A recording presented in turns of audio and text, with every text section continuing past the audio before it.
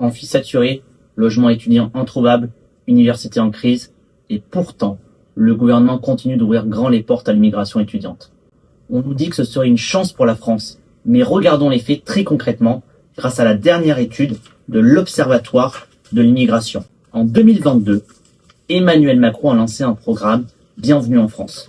Son objectif, faire venir 500 000 étudiants étrangers par an d'ici 2027. En 2023-2024, la France compte déjà 419 694 étudiants étrangers, soit 14% des effectifs. Depuis 2022, c'est même devenu le premier motif de délivrance des premiers titres de séjour. Rien que pour 2024, 110 633 titres étudiants. La hausse est tirée par l'Afrique du Nord, le Moyen-Orient et l'Afrique subsaharienne. La France est d'ailleurs la première destination mondiale pour les pays d'Afrique subsaharienne. La Cour des comptes évalue le coût net de cette immigration étudiante à environ 1 milliard d'euros. Nos universités dénoncent un manque criant de moyens. Cherchez l'erreur. En théorie, les étudiants extra-européens payent des frais plus élevés. En pratique, la plupart des universités les exonèrent. Résultat, moins de 10% payent réellement le plein tarif. Et ce choix n'est pas neutre.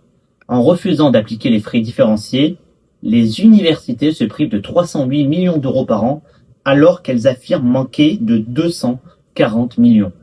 Et les résultats, en licence, 66% des étudiants en mobilité n'obtiennent pas leur diplôme en 3 ans. Plus d'1 sur 2 échouent encore au bout de 3 à 4 ans. Ils sont surreprésentés dans des filières à faible débouché et sous-représentés là où la France manque de compétences essentielles. Conséquences concrètes, un système qui coûte cher, désorganise nos universités et ne répond pas aux besoins du pays.